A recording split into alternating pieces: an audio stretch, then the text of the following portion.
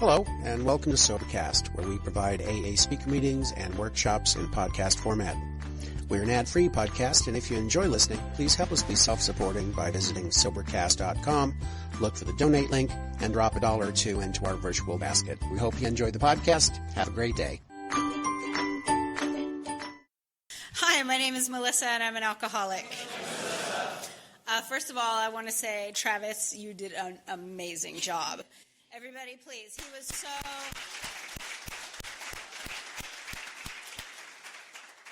I aspire to be as funny and as eloquent as Travis was.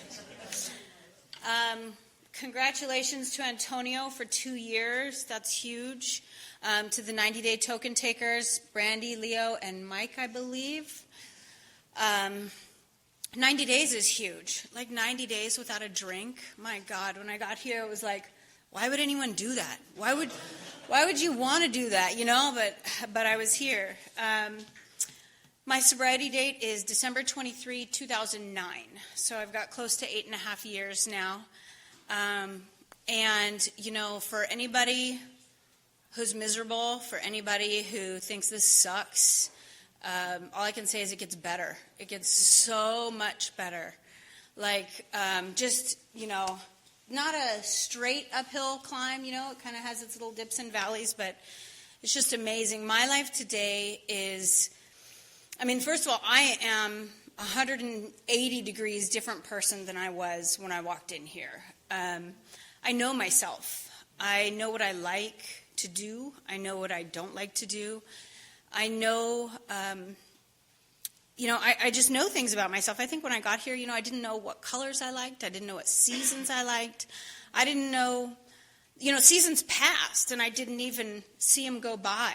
It was just, you know, it was a sad, colorless life at the end there. In the beginning, it was awesome, you know, but at the end there, it was just not awesome. You know, kind of, I think that, kind of like what Travis said, I think that I was an alcoholic from the very beginning because, I mean, from the very time I got drunk, it was I drank like an alcoholic. I was about 13 years old, and I was at a wedding with my friend, and her mom's friend's wedding, and we were outside, and my friend brought out a bottle of, like half a bottle of champagne. And I don't know that the thought had ever crossed my mind to have a drink before, but out she came with this bottle of champagne, and she was like, here, let's drink this. I'm like, sure.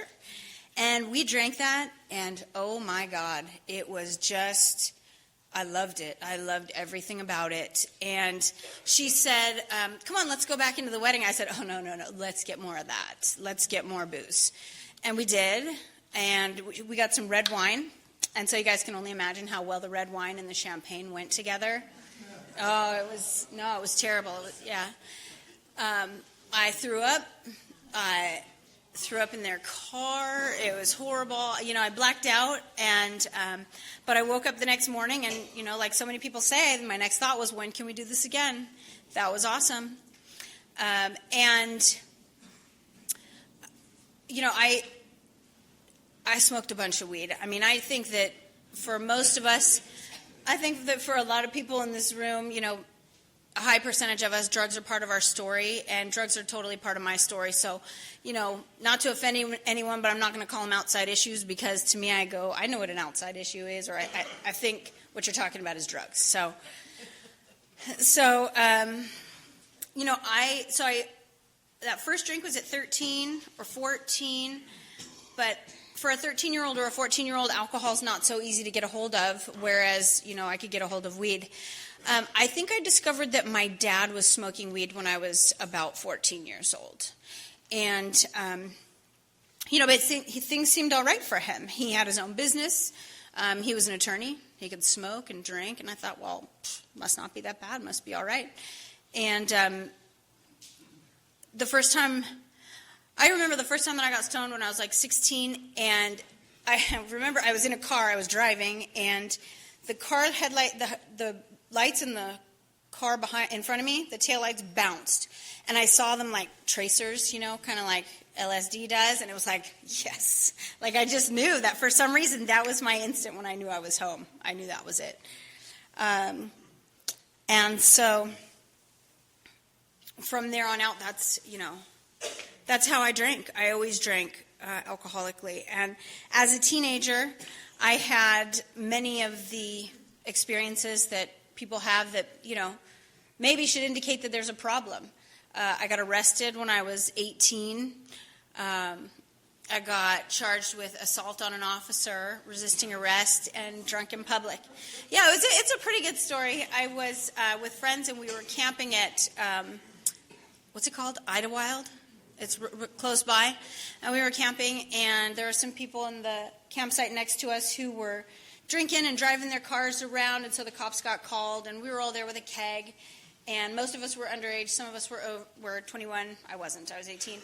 And the cops came, and they just basically, emptied the whole place out. And I was like, this sucks. I was like, I thought this isn't fair, right? So here I was, and the cops were in their car already. But I was like, you know what? They were jerks. So I'm going to get their names and their badge numbers, and I'm going to write a letter of complaint. That was my idea. So I went up to the window, and I knocked on the window of the car. And the cop rolled down his window, and he was like, what do you want, little girl? And I was like, I want to get your name and your badge number because I'm going to write a letter of complaint to your boss. And he said, little girl, why don't you just go home? And I was like, no, this is my constitutional right. This is what I'm going to do. So he gets out of the car, and he stands up, this close to my nose. And he says, all right, can you read? And I said, yeah, and I wrote down the number. And then I reached up to touch the badge number, and it was just to touch his name, and I was down. And that was it. I was over. I was on the front of his car. I was handcuffed. Then I was in the back of the car, and that was it. He took me down to the station, and he said, do you want to make a phone call? And I said, yeah, I'm going to call my lawyer. And he said, your lawyer, don't you want to call your parents? I said, yeah, I'm going to call my dad. He's a lawyer. So, that went over really well. So he dialed the number for me, and he gave it to me, and I said, Dad, I'm in jail. And he says, is the cop there? I said, yeah. He says, let me talk to him. So I said, my dad wants to talk to you. And the cop was like, this is how I remember it. He took the phone, he put my dad on hold, he called up Riverside County Jail, and he's like, yeah, we're bringing her over. And so that's how I remember it, and that's exactly what happened. He got back on the phone with my dad. He said, you can pick up your daughter at Riverside County Jail in about 6 hours. And they shackled me, all the way around and transferred me to Riverside County Jail. I got sentenced to AA, and I came here a couple of times, and I was like, no. I was like, what? No, I just like to party. I don't have a problem. This is just a bump in the road. This is nothing wrong here. And I got a big book. They gave me a big book, and the funny thing is that big book sat in my room until I went off to college, for the next few years, and I just would look at it like, what is that? I didn't know. It just sat there. Little did I know that later it would become my favorite book. After that, I had all the things that happened to women happen as an alcoholic teenager. I got hurt. I got, pushed around. I got put myself in situations that I never should have been in. I came out without a scrape for the most part. Some memories, but nothing that I haven't been able to work through. How I never got a DUI, I have no idea, because I can't tell you how many times I drove my friends home like this, one hand over my eye.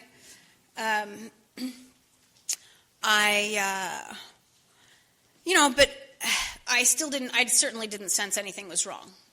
Even though, looking back, yeah, I came from an alcoholic family because, like I said, my dad was drinking and smoking all throughout my childhood.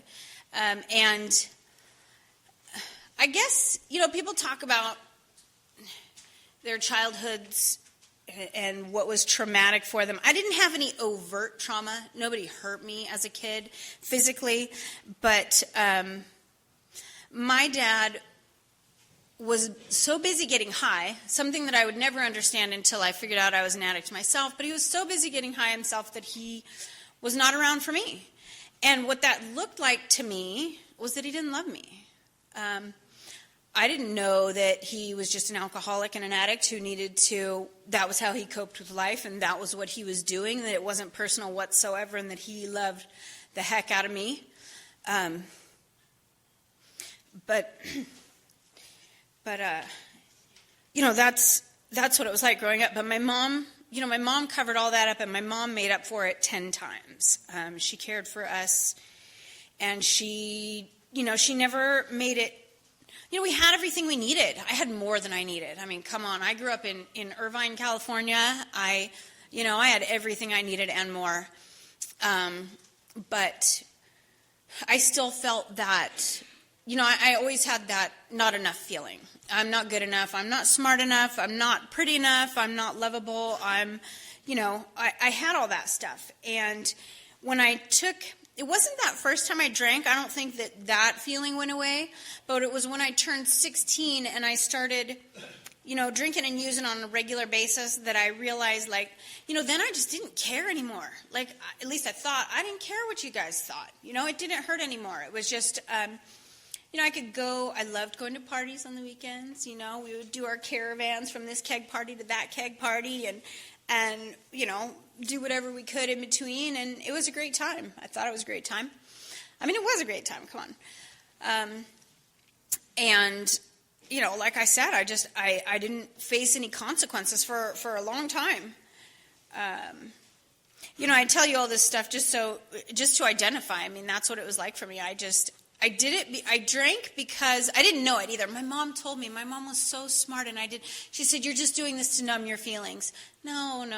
I'm doing this because it's fun and because I like to party and I like, I'm having a good time. And she's like, "No, you're doing this to numb your feelings." Well, little did I know. I mean, she's married to my dad. She's watching my dad do the exact same thing, But I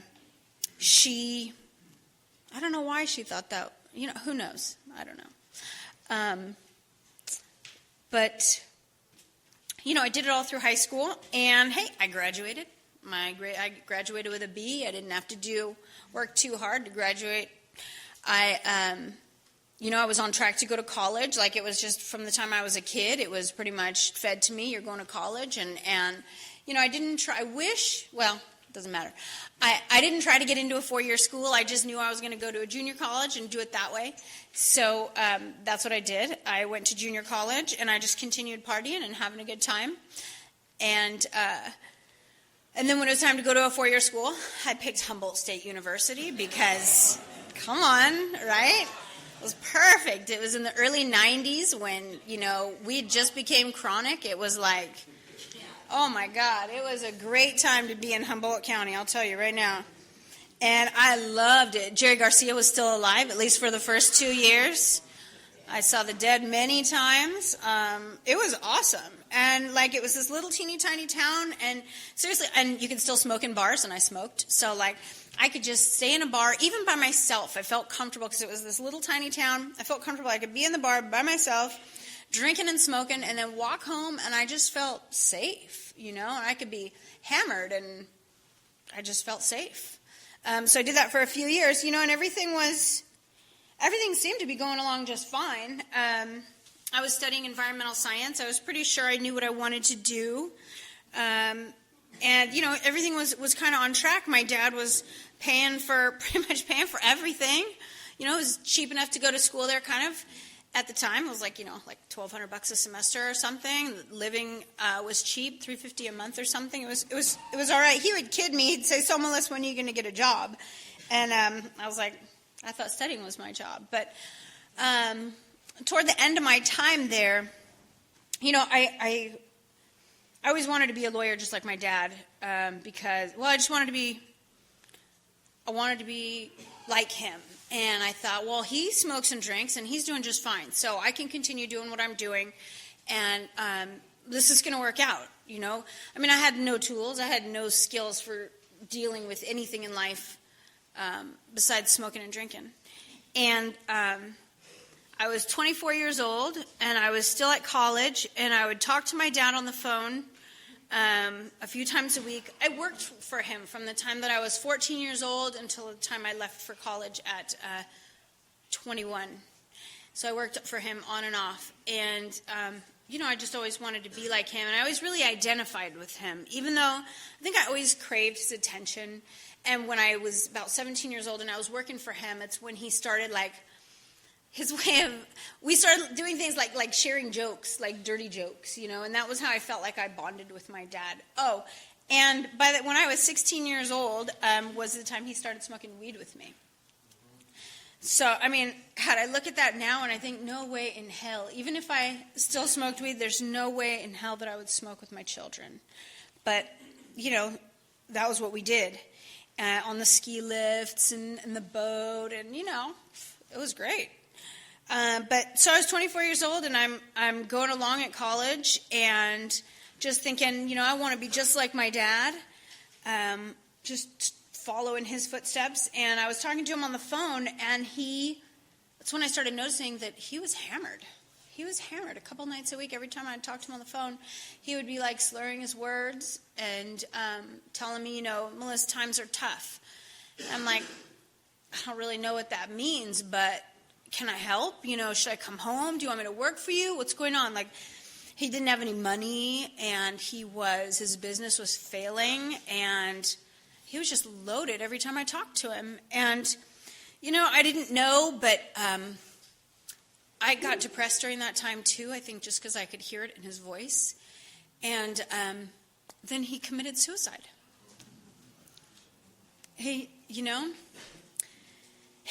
And, I bet, I'll never know, but I am, almost certain that he was probably drunk when he did it. I can't imagine how else do you go out on a boat and, shoot yourself. I don't know. But, so in my mind, I do believe that he died of this disease. I do, I believe he had severe depression, and I believe that this is how he medicated himself. So when that happened, of course I didn't know what to make of it at all. I just knew I needed to get the hell out of Humboldt and get closer to my mom and my sister, so I moved. I graduated. I made up my own liberal studies major. It was communication of environmental issues. I did 3/4 of the environmental science degree. I got a journalism minor and a Spanish minor, and moved to San Francisco. No, actually, I moved to Santa Clara, but during the time, I had a boyfriend, but you know what? I couldn't have a real relationship with somebody because I'm an alcoholic, and I don't form relationships with people. I have to keep you at arm's length. I can't really let you know what's really going on inside. If you really knew, first of all, you wouldn't like me, because you wouldn't, and you would never understand. And so no matter how much this guy wanted to love me, I was like, I just couldn't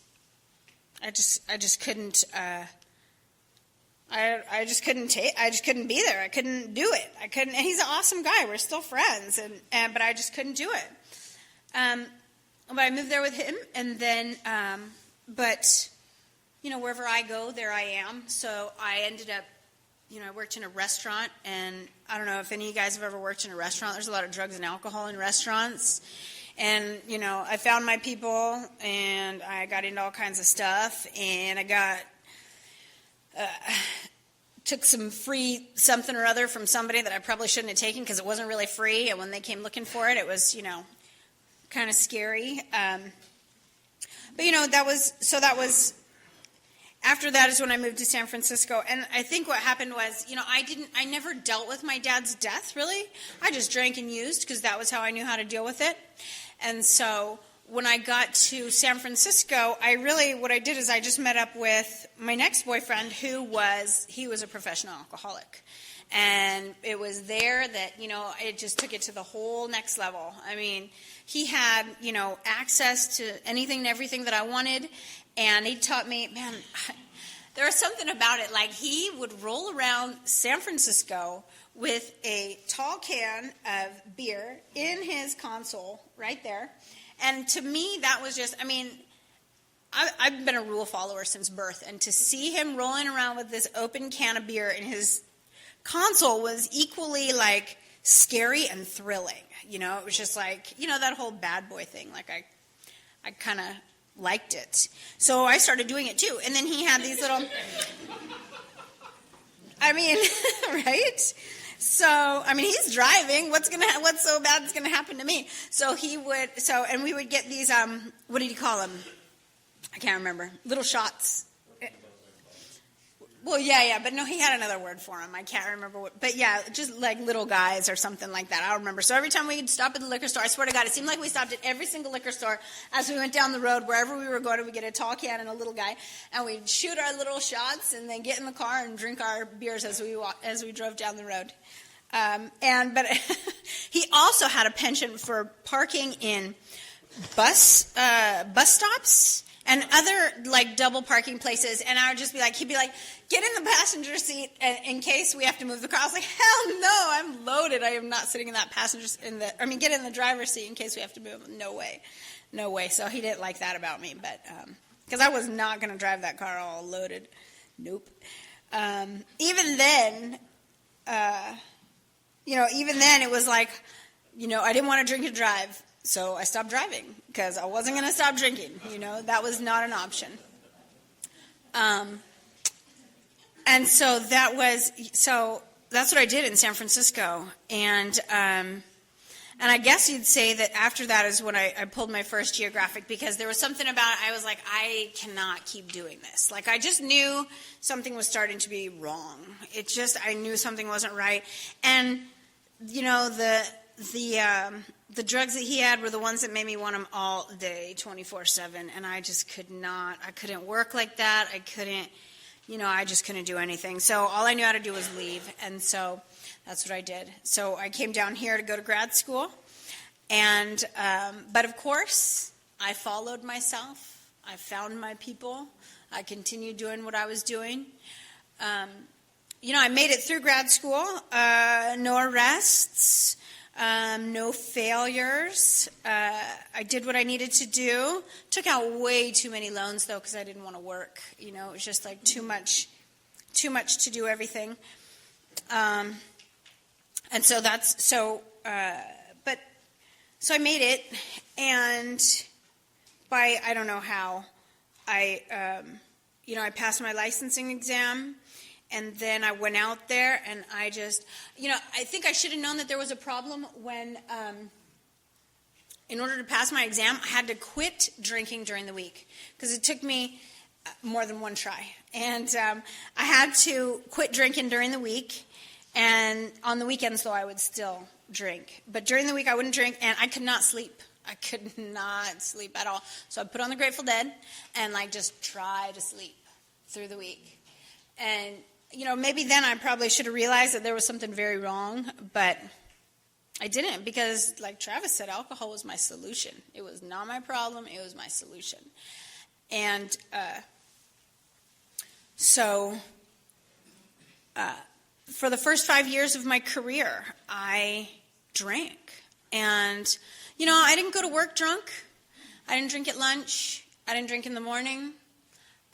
Even on the weekends. So as far as I was concerned, there was no problem, really. 5 o'clock until 11 o'clock when I passed out, those were my drinking hours.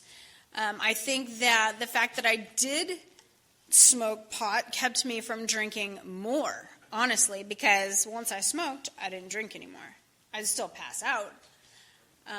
But during that time, it was just getting worse and worse. Like, that was the time when I was drinking shots of booze. My routine was to drink shots of booze before I ate dinner, or made dinner. Then I make dinner for myself, nice and loaded. And then I would have wine with dinner. And then, my bong hits after that. And then walk my dogs, and then pass out. But those shots before dinner, like, I would always, the first one was awesome, right? It was awesome. Second one, it was all right. It wasn't that great. Third one was just pure maintenance at that point. And then sometimes I would have that fourth one. I think it was the fifth one that I would have this war within myself. Don't do it. Don't do it. You're going to puke later. Don't do it. I'd be like, no, it'll be different this time. Or no, it'll be all right. I don't care, And then, I'd do it and I'd puke later. But that's when the war within myself began. That was the first time that I wanted to not drink, and I couldn't. But I didn't recognize it like that at the time. And so I do that, and I didn't realize, I realized later, that's when I started blacking out. So I would, after dinner, I would walk my dogs. And I would walk my dogs. I lived in Ocean Beach at the time, and I would walk my dogs from, I lived at Ebers and, I can't even remember the name, Muir. No, yeah, it was Muir. It was like Muir and Ebers. And I would walk my dogs from, all the way down, and then down Newport Avenue, and then all the way back around and smoke cigarettes and talk on the phone or whatever I was doing. And sometimes I'd be out for a long time. And I remember one night, and how I figured it out, I really don't know, but I just remember, it was late, and I looked at my dogs, and I was like, and I had been out for at least a couple hours, and I looked at my dogs, and I was like, have I taken my dogs for a walk yet tonight? And somehow it clicked that I've been walking around Newport, down around Ocean Beach in a blackout for 2 hours. And I'm sure that I had done that, I did that a few times. And still I'm like, whatever,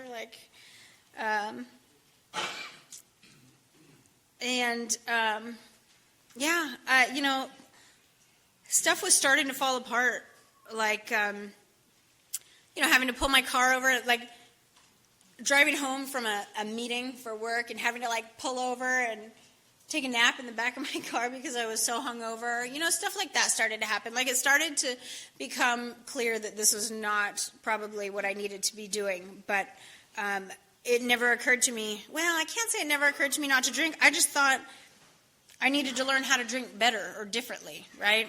The whole, in the part of the book that we read in the beginning here, I tried all the different ways. I tried drinking natural wines. I tried brandy. I tried vodka. I really liked vodka.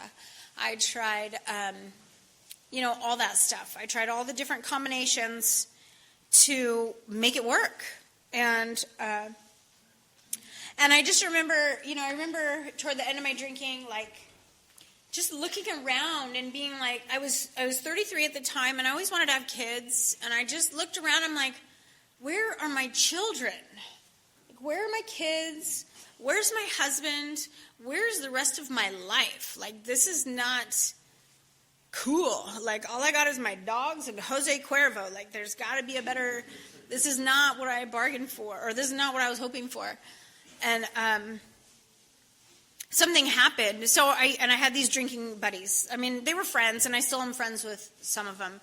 But there was this group of older dudes that I met at the dog park, and they would always go down to Shades in Ocean Beach and drink and eat and do their thing. And I just hooked up with them. And so every day after work, I would come home, when I didn't do the other ritual I was telling you guys about, I would come home, I would saddle up the dogs, and down we would go to Shades. And my friends renamed the Dirty Martini the Dirty Melissa in my honor. And so they would, order 1 or 2 for me on the happy hour thing. I mean, and these were big drinks, too.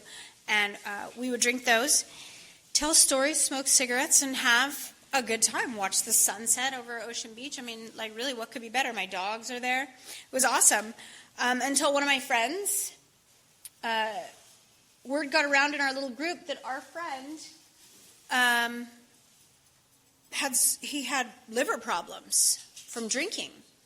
And so one of our other friends said, don't buy him drinks. And it was that just felt so weird. But at the same time, here my friend is, and he's got liver problems, but don't buy him a drink. So he just stopped hanging out with us.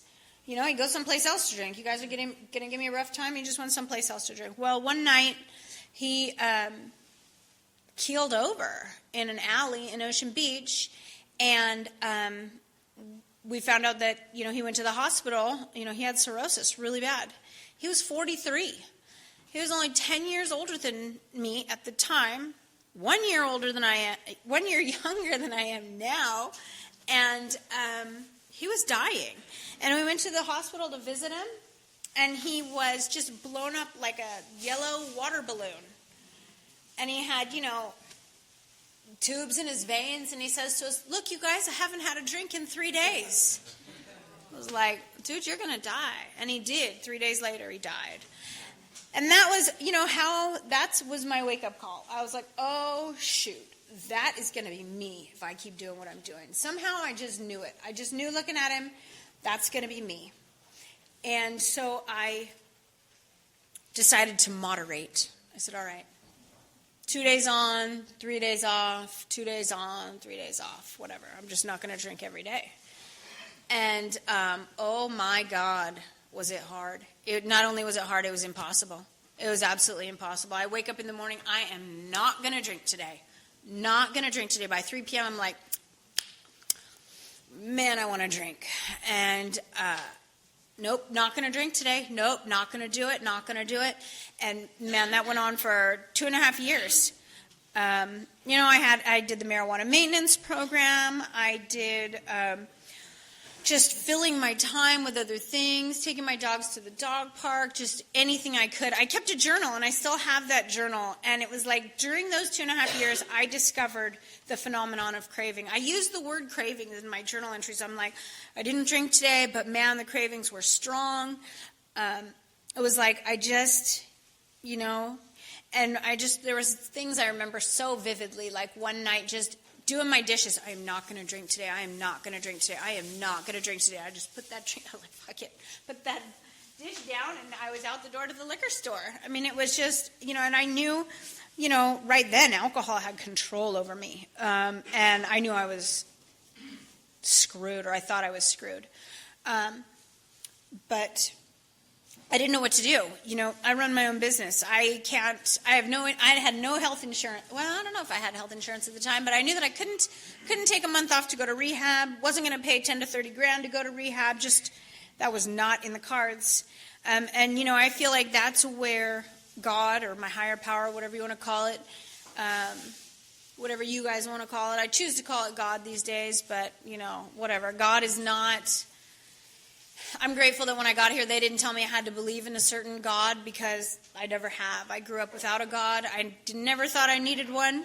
But now this energy that surrounds me, this flow of life that I couldn't control if I ever wanted to, that's what I call God. So this God put a couple of people in my life at just the right time. A landlord. I was looking for a new place to live in Ocean Beach, and I met this guy, and who knows why. I have no idea, but during our conversation, he told me he'd been clean from opiates for 12 years, and I was like, you know what? I think I have a drinking problem. Wait, who said that? It was like, when did I, it was like, okay.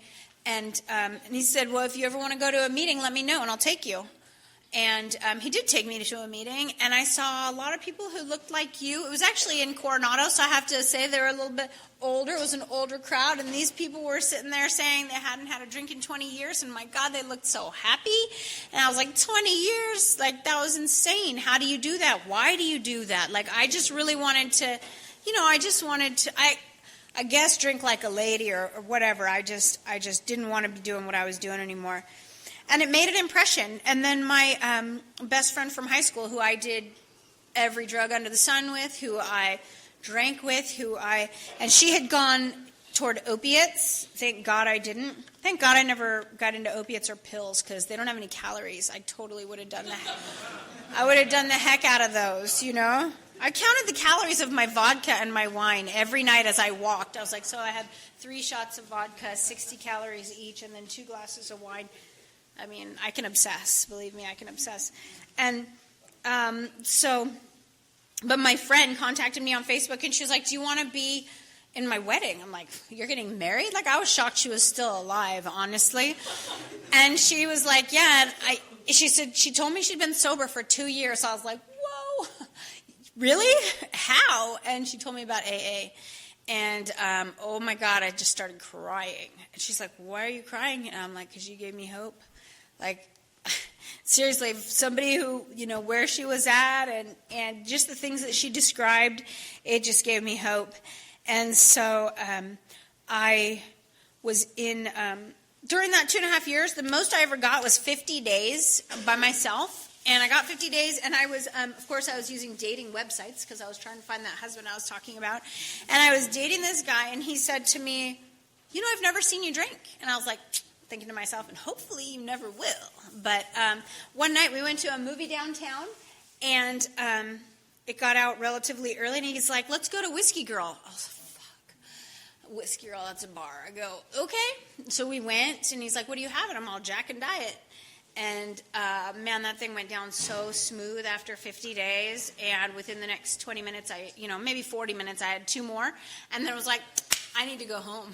Like, I need to finish this, you know what I mean? I need to keep doing what I'm doing. I need to drink, and I need to smoke, and I'll see you later. Like, I was not, but then I met, I asked Bob, he was my landlord. I said, Bob, I want to go to actually, no. I had already been to that meeting. So I think the next thing that happened was I went to my mother's house for Christmas, and I drove up to San Francisco, and I did not know that December 21st was going to be the last time I drank. I didn't know. And I didn't know that December 22nd was going to be the last time I smoked, because you got to smoke weed when you drive up to San Francisco because it's a long drive.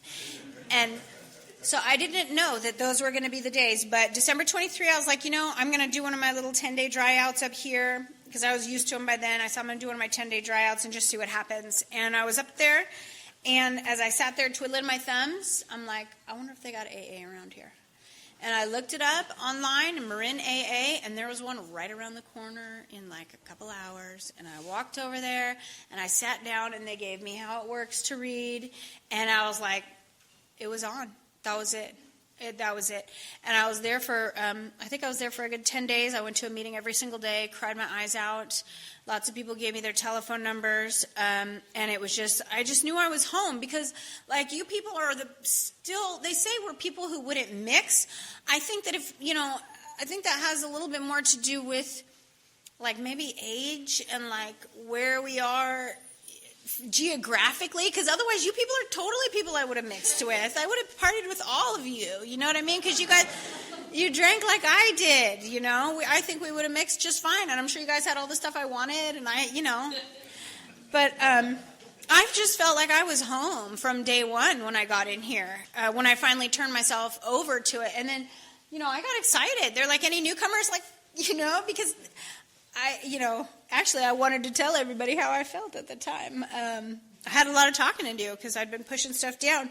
And, so they told me, when you get back to San Diego, make sure you know where you're going for the next week. Make sure you write a list of where you're going so you can keep this going. And so I did. I wrote down a bunch of meetings, and I worked downtown, so I went to this noontime meeting. And I'll tell you, this lady walked in the door, and I was like, I didn't even know that I was supposed to be looking for what I wanted, somebody who had what I wanted, I should say.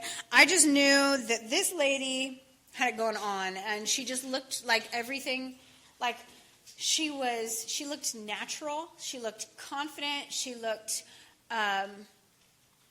just put together and smart, and like she felt comfortable in her own skin. And I was just like, and when they asked for announcements at the end, I said, I need a sponsor. And I was lucky that 2 people gave me their numbers, and she was one of them. And I walked out with her, and because we were walking the same way, and she just pulled out her coin and showed it to me. It said, I think it was 24 at the time, 24 or 25. And I looked at it, and I was like, does that say, 25? And she's like, yeah. I'm like, does that mean you've been sober for 25 years? She's like, yeah.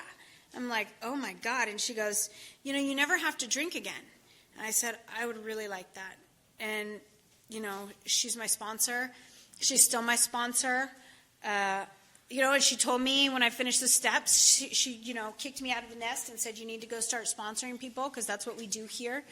And I do, even though, I can't even tell you guys, I've got a minute.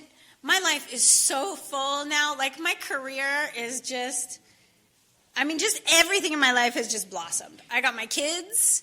I don't have the husband, but that's okay. We had the AA romance, and we're still really good friends. And we have these gorgeous, gorgeous children. That's great. My career is great. I have this great group of friends. I never used to have friends. I had like drinking buddies. I have people who care about me. I care about them. The life that AA has given me is, I don't know about this whole deserving thing, whatever. All I know is that the life that AA has given me is something that I never had before. Just another thing Travis said, I didn't have a life before. I mean, what it was like before I got here was, and like I said, in the beginning it was fun. By the time I got here, it was friggin' miserable. But along the way, what I lost was me, was inside of me. I didn't have anything to lose as far as kids, home. I had a car, managed to keep the car. But what I lost was me. I came here with a giant hole in my soul. And that I was trying to fill up, and I've filled it up now. I've filled it up with God and with you guys. And I'll just say, the steps, you have to work the steps. You just have to. That's what changes you from the inside out. That's where you get inside yourself and see why it is that you drink the way you do, why you feel the way you do, why you put yourself in the situations that you put yourself in, and you learn how not to do that anymore. And you actually start to take, those are the traditions. You actually start to take pride. You actually start to take pride in how you conduct yourself. And when you don't, you know that something is wrong and you need to go fix it. And you get used to fixing it, and it's not so hard anymore. And you just keep it going. And thank you very much.